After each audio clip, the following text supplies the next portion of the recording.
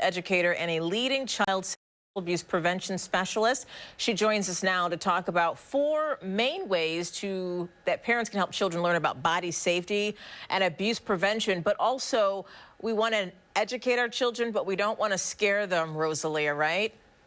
Yes, that's correct. Good morning, Alexis. Thanks for having me.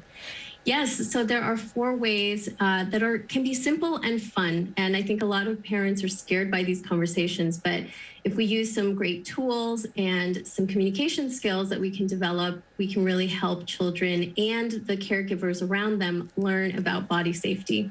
So books, great tools. You've got some books to share with us.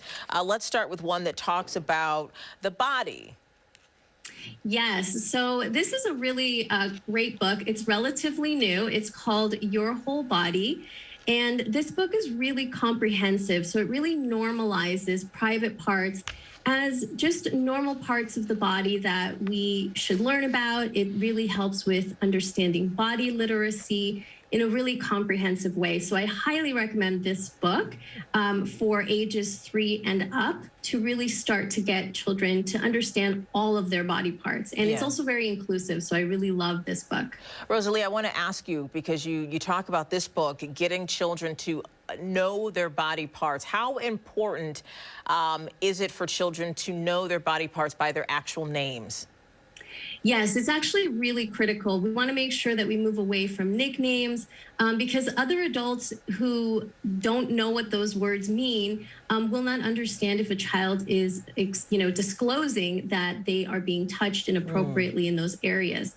So we want to make sure that children know the correct terms.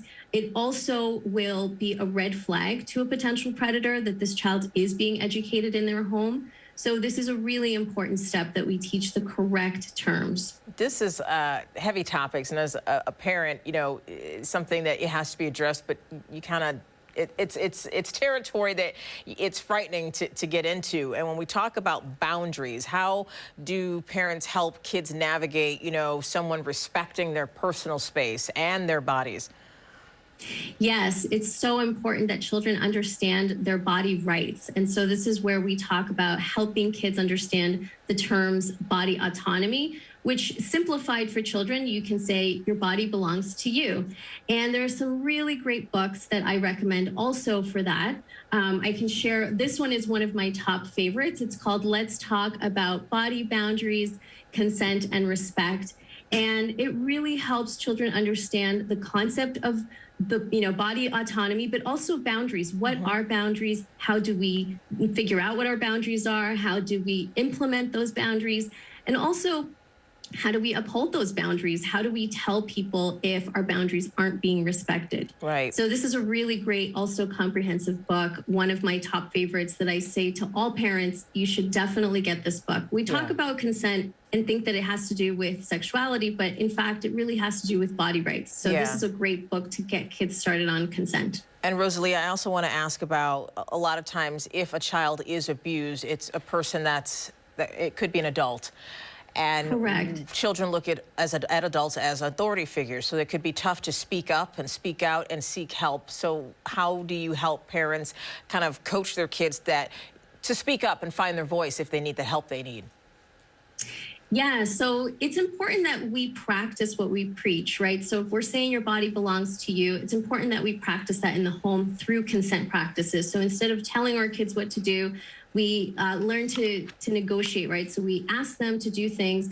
We let them know when it's a health and safety and it's a must, but when we can give them some autonomy. So this helps them to understand that they have a voice. They can say no to certain things. They can practice that boundary setting with us in those low stakes scenarios so that when it is a high stakes scenario, they've had that practice and they know that they have the right. So if someone does touch them in an uncomfortable way or in an unsafe way, they know that they have a parent or a safe adult that they can go to tell them and let them know this happened. They have that power. Real quick before we let you go, where can people get those books?